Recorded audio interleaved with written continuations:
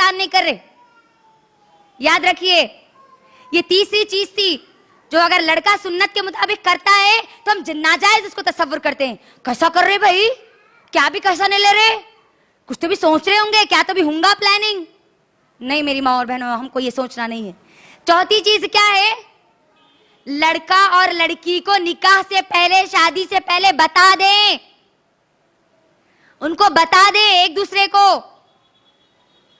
अगर हमारे माहौल और माशरे में कोई लड़की बोली मुझे लड़के को देखना है तो क्या बोलते, शर्म है तुझे, हया है तुझे, लड़के को देखती बोल रही।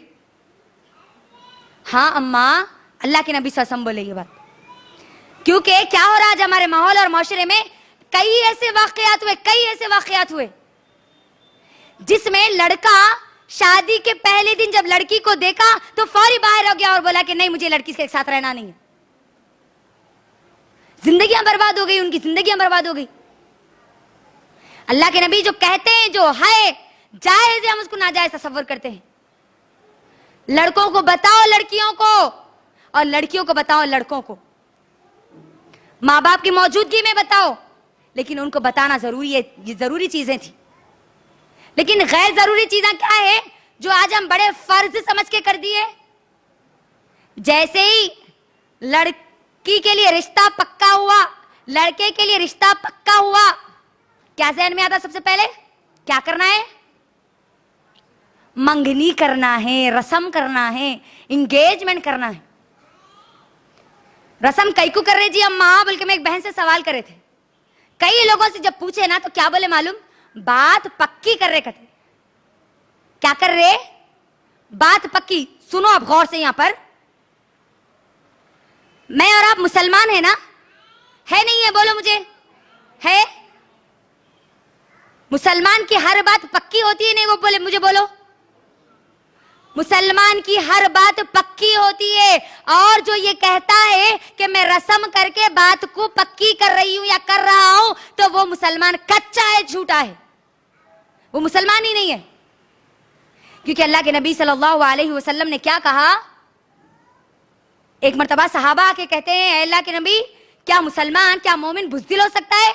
अल्लाह के नबी ने कहा हो सकता है। क्या मुसलमान या मोमिन कमजोर हो सकता है? हाँ हो सकता है। ऐ अल्लाह के नबी, क्या मुसलमान या मोमिन झूठा हो सकता है?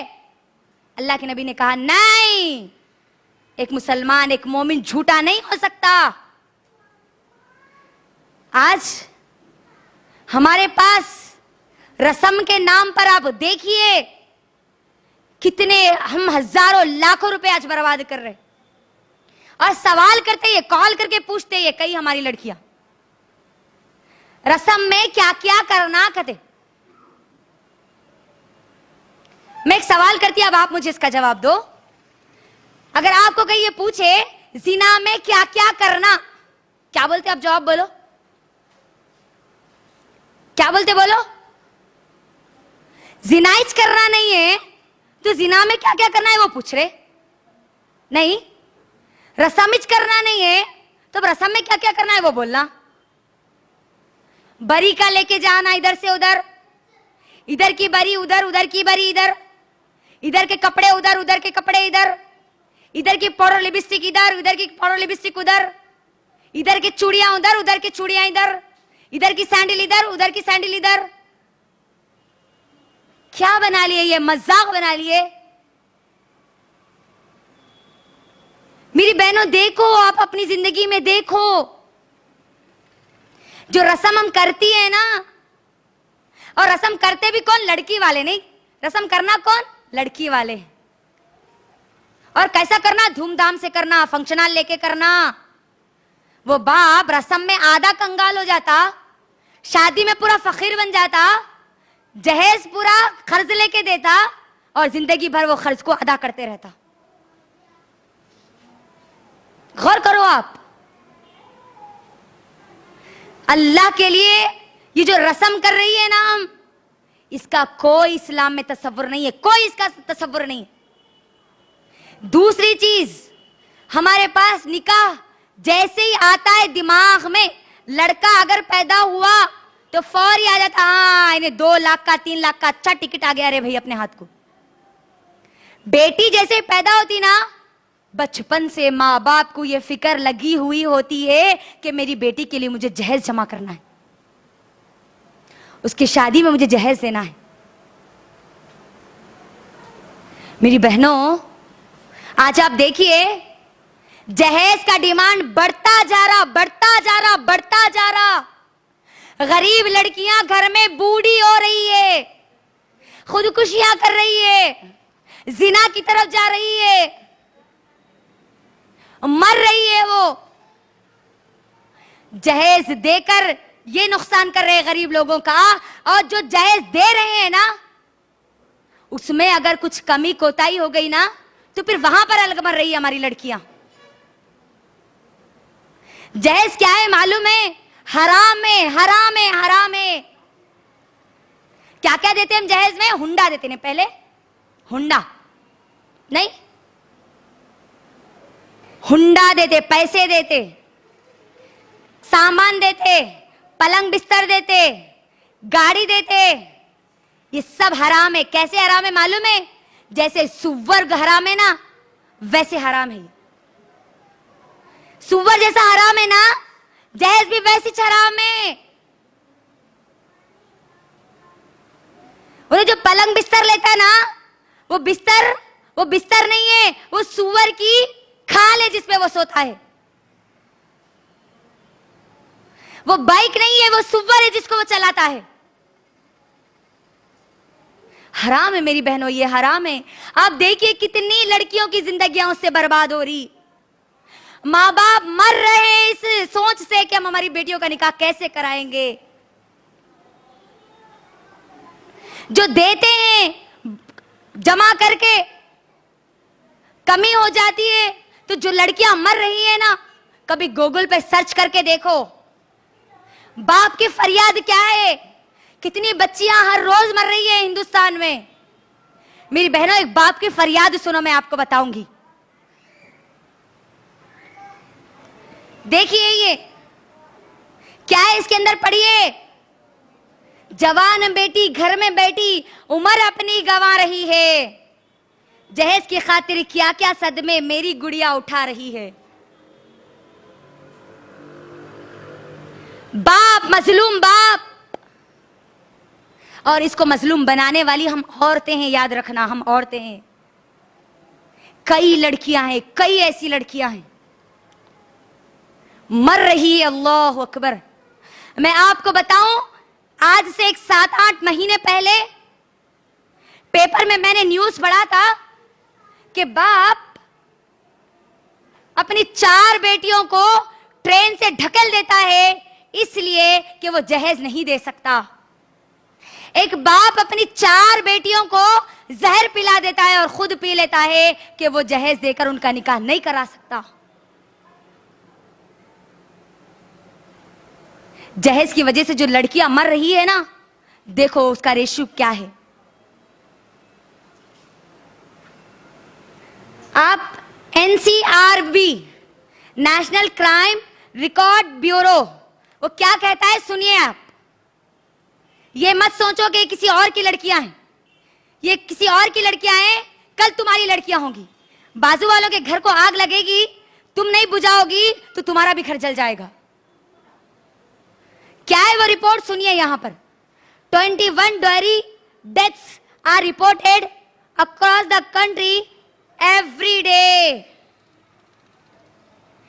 21 डॉरी डेथ होते हैं जहेज के लिए, मरती है इंडिया में हर रोज 21 लड़कियां मरती है। 21। और किसके लिए, यहां वजह बता रहे, देखो लास्ट में।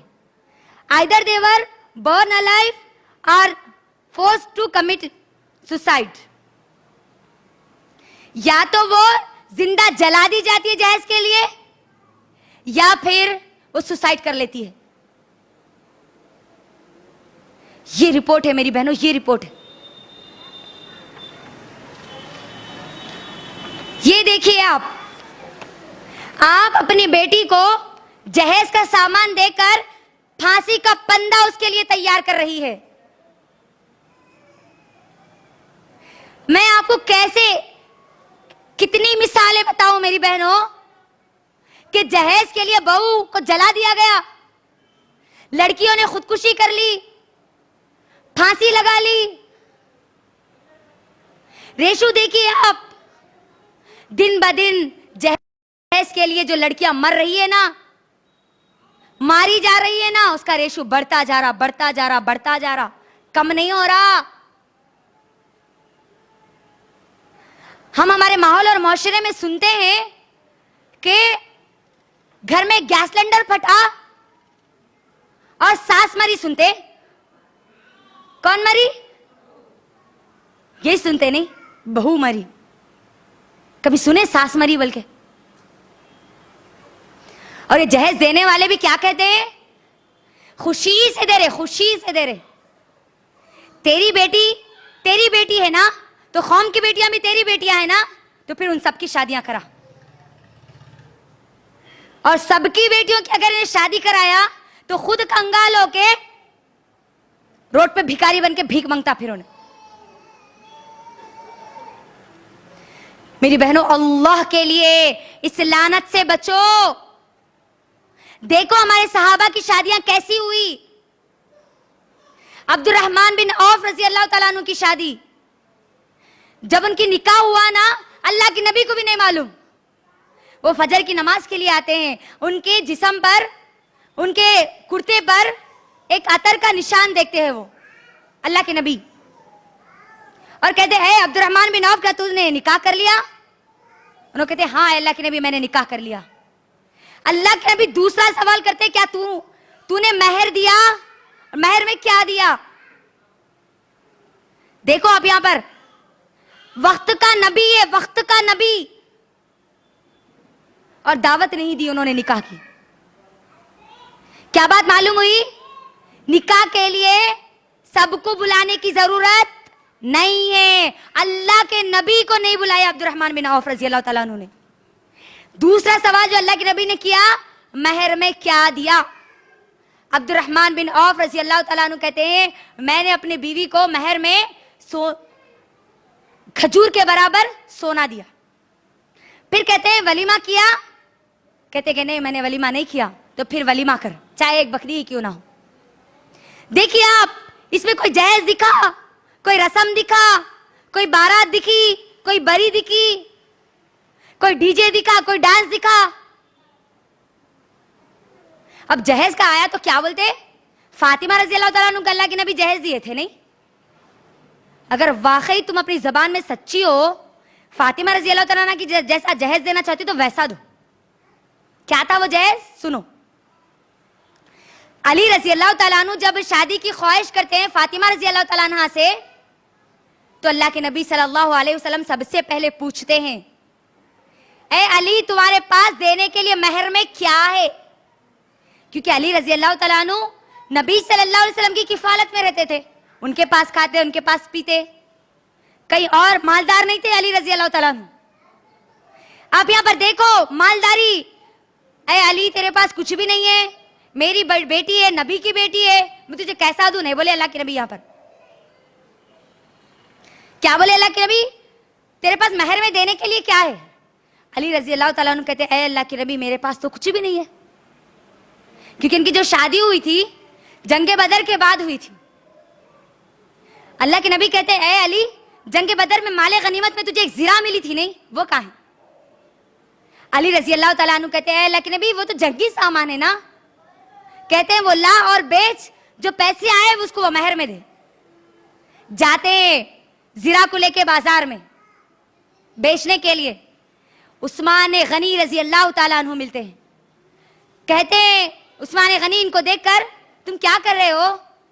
तो अली रजी अल्लाह तआला अन्हु कहते हैं कि मैंने निकाह का इरादा किया, अल्लाह के नबी ने मुझे मेहर में देने के लिए इसको बेच कर आओ बोले, और जो पैसे आए वो मेहर में दूंगा मैं। हमारे उस्मान गनी रजी अल्लाह तआला अन्हु अगर वो डायरेक्ट पैसे दे देते तो हमारे अली रजी अल्लाह तआला नहीं लेते। तो उन्होंने क्या किया, वो जीरा खरीद लिए उस्मान रजी अल्लाह तआला अन्हु ने, और 480 दिरहम दिए। और फिर वो रकम देने के बाद और क्या कहा, ए अली, तुम्हारा निकाह हो रहा है ना, लिहाजा मेरी तरफ से ये जीरा भी तोहफे में ले लेना।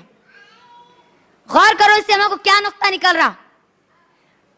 लड़की को तोहफा देना नहीं है, वो लड़के को दे सकती है जो निकाह की इस्तेताअत नहीं रखता, तो उसको निकाह के लिए तैयार करने के लिए आप उसको माल दे सकती है। कोई लड़का निकाह करने की ताकत नहीं है उसके पास, महर देने की ताकत नहीं है, तो माए उनको दे महर के लिए, ये तेरे लिए पैसे हैं।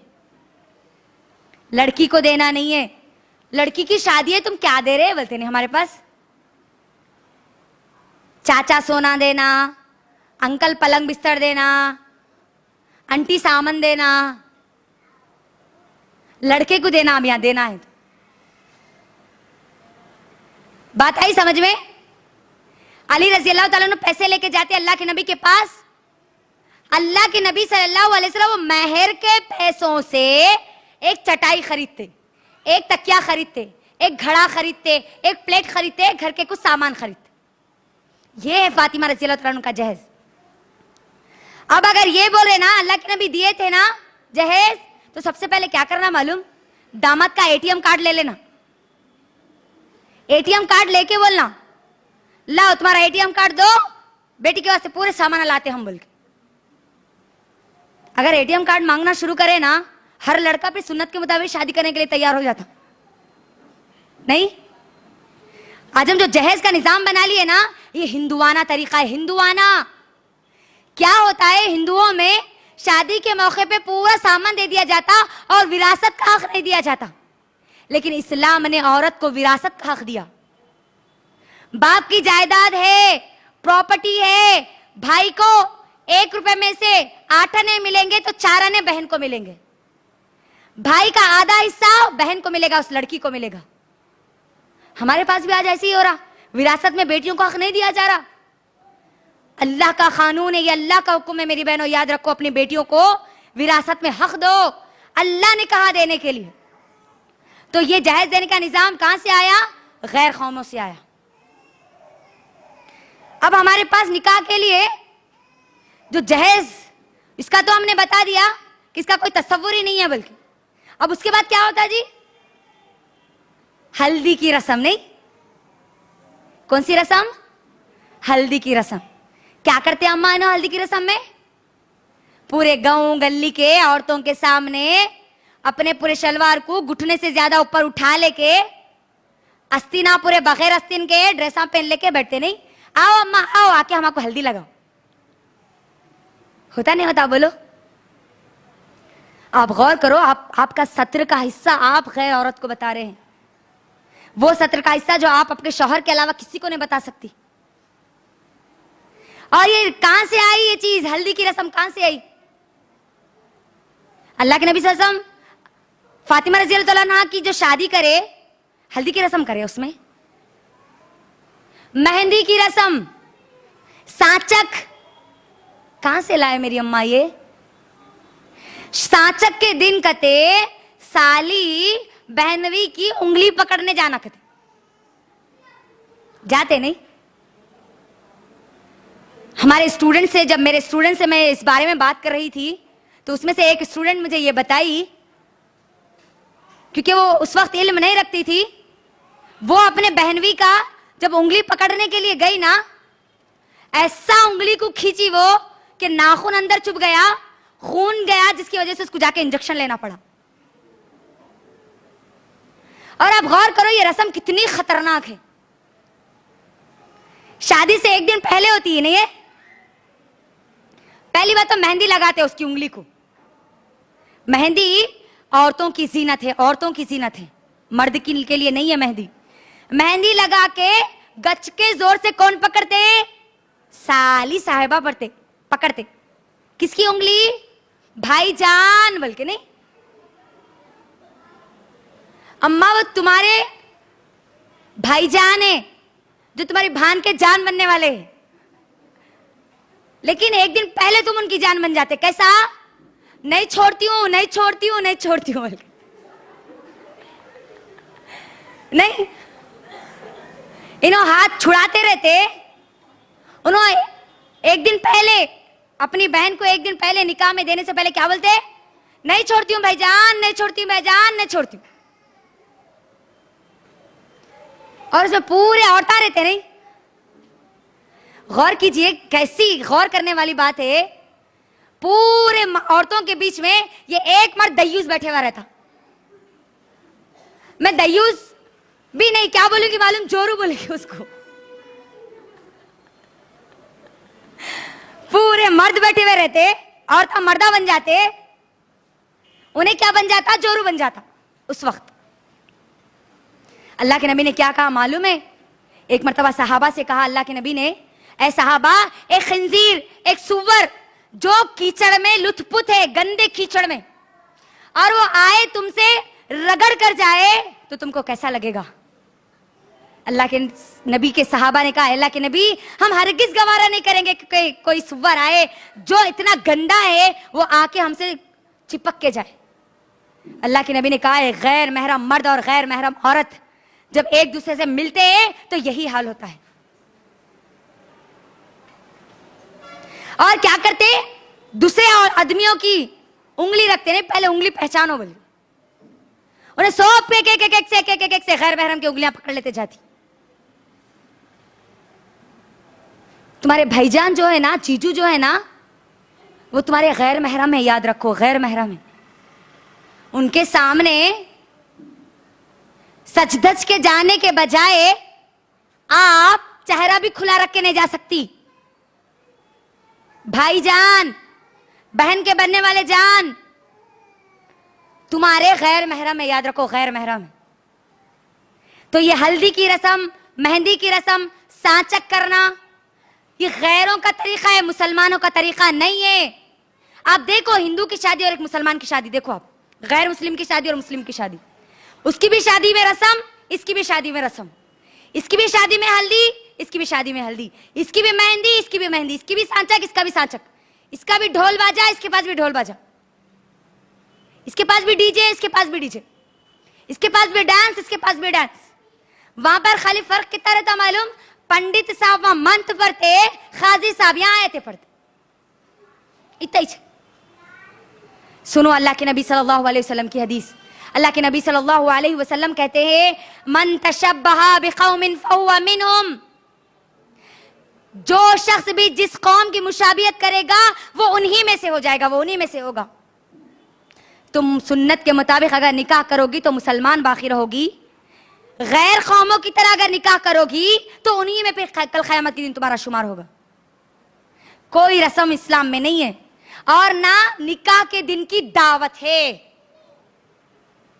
आप देखो, अब्दुर्रहमान बिन औफ रज़ी अल्लाह तआला अन्हु को पूछे अल्लाह के नबी, निकाह की दावत में कई को ने बुलाया रे बोल के पूछे। अल्लाह के नबी की 11 बीवियां थी, 11 जो शादियां हुई उसमें किसी में भी निकाह का खाना नहीं था। 4 बेटियां थी, 4 बेटियों में भी किसी में भी निकाह का खाना नहीं था। याद रखो, आज हमने जो रिवाज बना लिया है ना, इसको बंद करो अल्लाह के लिए। जो फंक्शन हॉल बुक करते, सब पूरी चीजें करते, इसका कोई इस्लाम से तसव्वुर नहीं है, कोई इसका ताल्लुक ही नहीं है इस्लाम से। और गौर करने वाली बात यह है, हम इस्लाम में नमाज इसकी सही है, इसकी नहीं है, इन्हें ये जमात, उन्हें वो जमात, इसकी ये मस्जिद, उसकी वो जमात की मस्जिद, बोलते नहीं बोलते? बोलते नहीं। निकाह के लिए फंक्शन वाला भी विशेष रहते, अलग अलग बोलो मुझे, रहते जी। ये बरेलवियों का फंक्शन हॉल, उसमें करा सकते हो ना, ये तबलीगियों का फंक्शन हॉल है, बोलो। फंक्शन हॉल सबके, शादियां सबकी एक जैसी और अकीदे अलग अलग, तो झूठे हैं फिर ऐसे लोग, झूठे हैं। निकाह के दिन क्या क्या होता है वो सब जानते हैं, अब मुझे बोलने की ज्यादा जरूरत नहीं है। फूल पहनते नहीं दूल्हे साहब, सहरा जिंदगी में पहली बार पहनता उन्हें, और पहनता तो ऐसा पहनता कि पूरा बाप पर्दा बन जाता उन्हें। जो सहरा जो पहनना है ना, वो मजूसियों का तरीका है, आतिश प्रस्तों का तरीका है वो सहरा पहनना।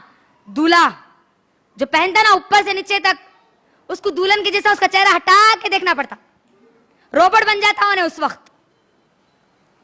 और जिसको बाप पर्दा होना था ना, उन्हें पूरा बेपर्दा हो जाता। दुल्हन साहिबा पूरे बेपर्दा, दूल्हे साहब आगत के दिन पूरे बापर्दा बन के रोबोट बन के आके उन्होंने जैसा बोले वैसा सुनते, जैसा बोले वैसा चलते। कहां से लाई ये तरीका? अब गौर करो मेरी बहनों, गौर करो। अभी तक कर लिए, छोड़ दो, अब आगे मत करो।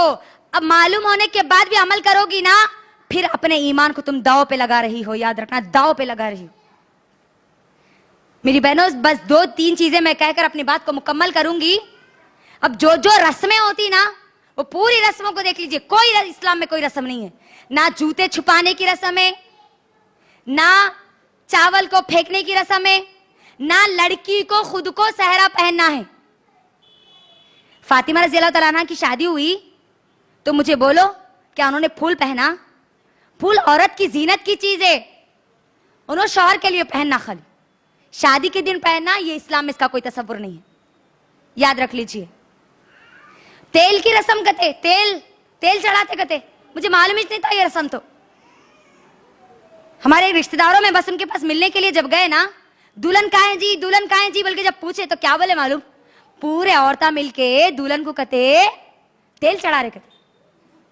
समझ में नहीं आई मुझे, ये भी कोई रस्म होती? तेल चढ़ाना मतलब क्या करते हैं उसके अंदर? पूछ में लड़की को तेल डालते कहते उसके ऊपर, नंगे जिस्म के उसके, पूरे औरतें मिलके। बड़े बहना डालना कहते और बड़े लोग डालना कहते उसके ऊपर।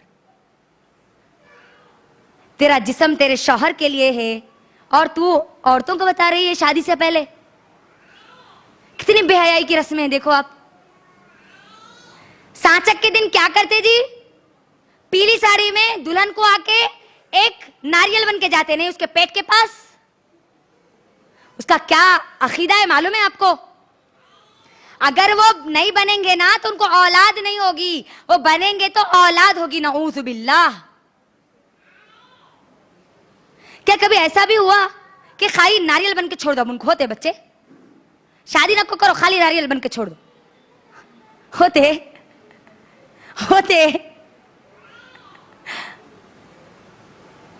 कितना खराब अकीदा है देखो आप, कितने गंदे अकीदे हैं। अल्लाह के लिए मेरी बहनों अपने आप को दुरुस्त कर लो। इस्लाम में इन रस्मों का कोई तस्वर नहीं है। जहेज देना छोड़ दो। तारीख में वाक़यात उठा के देखो, जिन जिन लोगों ने भी अपनी बेटी को जहेज दिया उनको सिवाय जिल्लत और रुसवाई के और कोई चीज नहीं मिली। मशहूर वाक़या मीर तक़ी मीर का वाक़या। कौन है मालूम? मीर तक़ी मीर शायर है, माशाअल्लाह। कब का शायर है मालूम है? जब हिंदुस्तान, पाकिस्तान, बांग्लादेश 3 एक में थे, जुड़े हुए थे, उस वक्त का शायर है। और इनकी सिर्फ एक बेटी थी। कितनी बेटी थी? एक घर एक बेटी।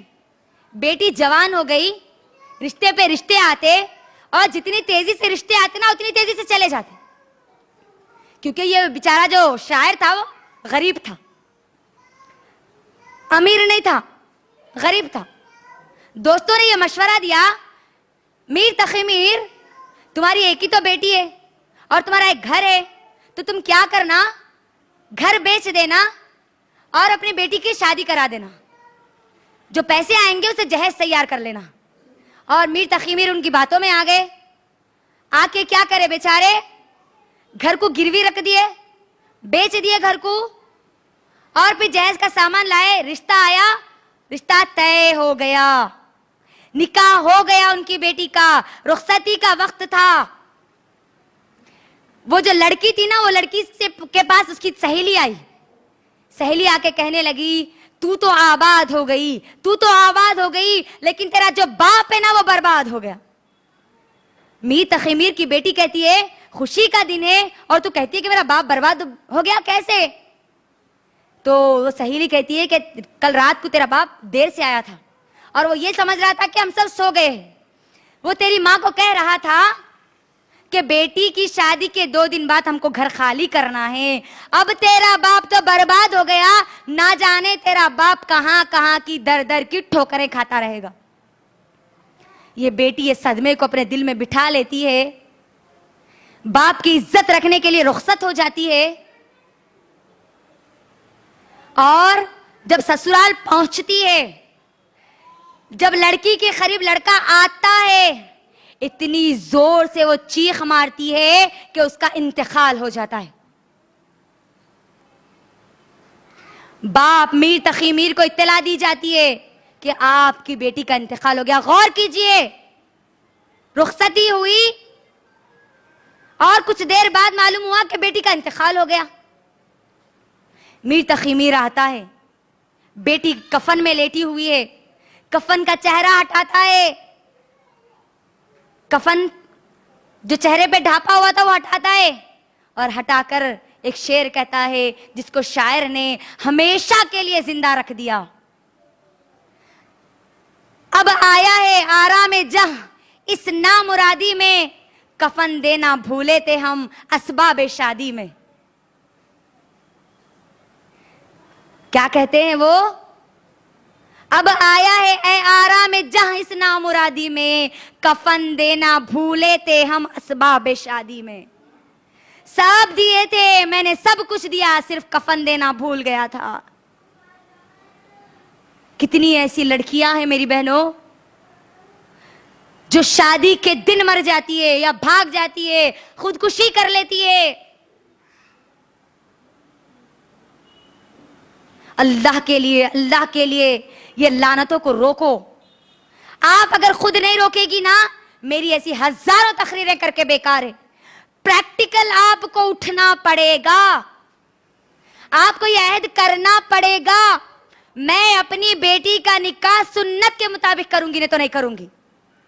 मेरे बेटे का निकाह सुन्नत के मुताबिक करूंगी, मेरे बेटे को मर्द बनाऊंगी मैं, फिर उसका निकाह कराऊंगी।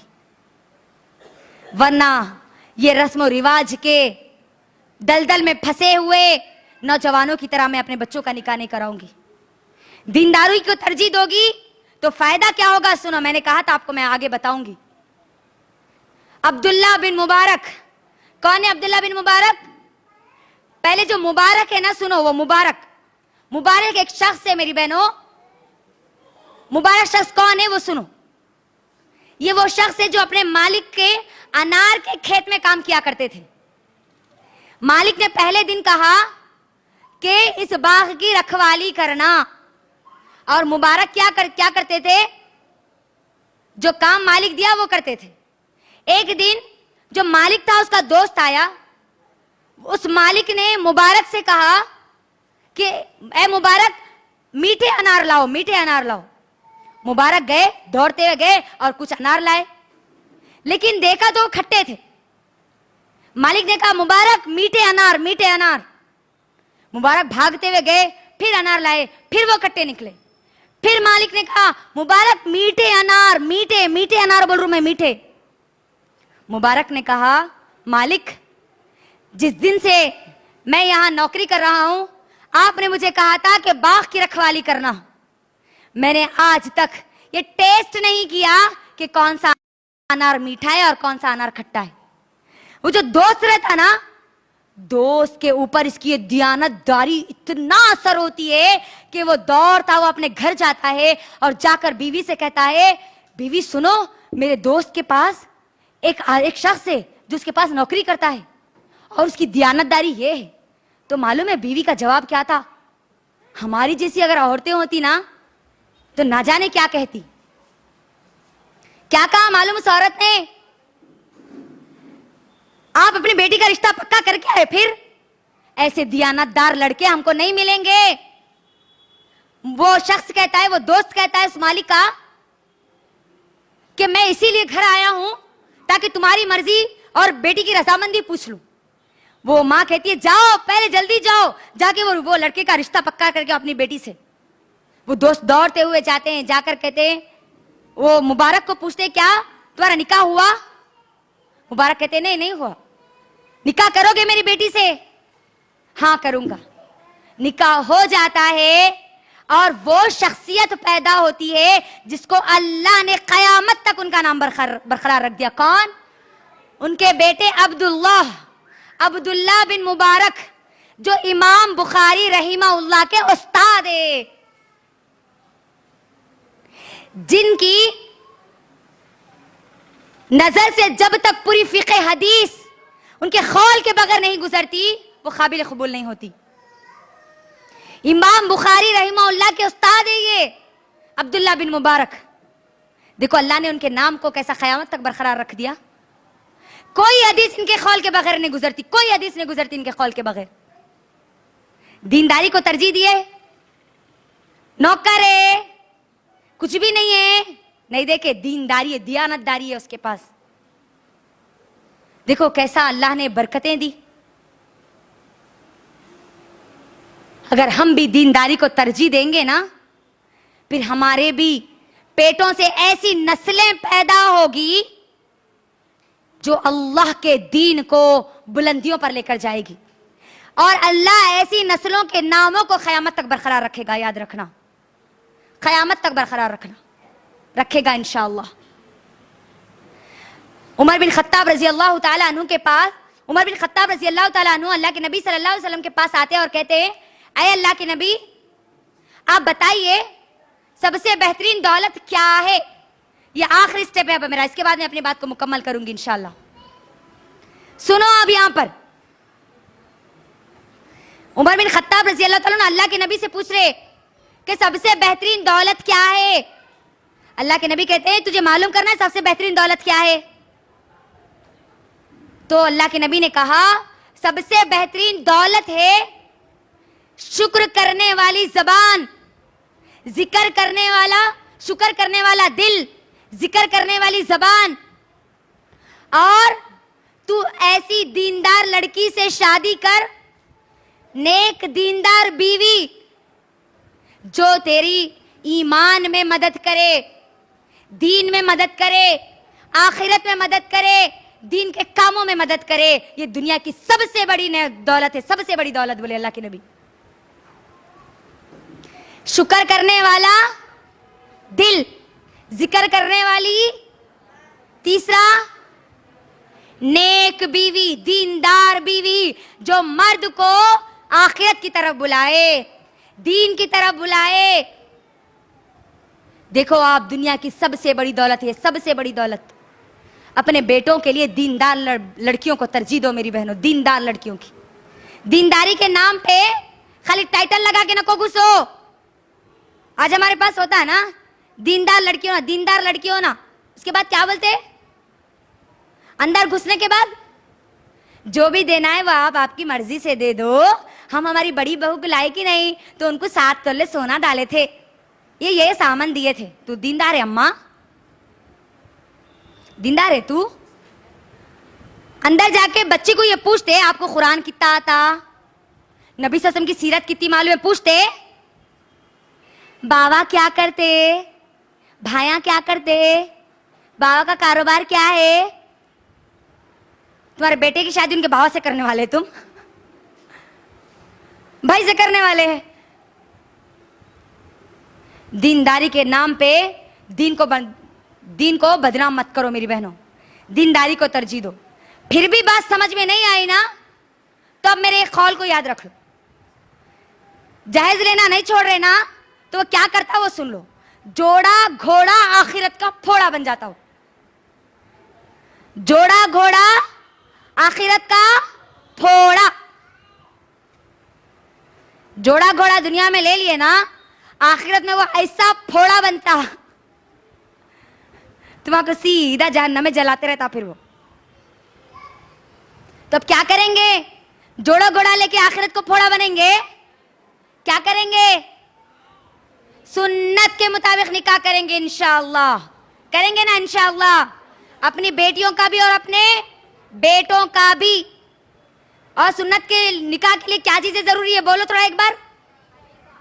सबसे पहली चीज दीनदारी बुनियाद हो, और गैर मुस्लिम लड़के से शादी नहीं कर सकती, याद रखना। वो निकाह बातिल है, मुसलमान से ही निकाह करना है आपको। दीनदारी बुनियाद होगी। पहली शर्त क्या है बोलो? वली का राजी होना। दूसरा, जोर से बोलो, लड़की का राजी होना। तीसरा, महर। चौथा, 2 आदिल गवाह।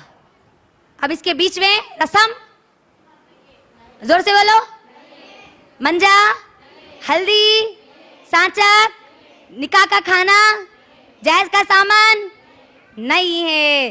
कोई चीज नहीं है सिवाय इन 4 चीजों के, इन 4 शर्तों के।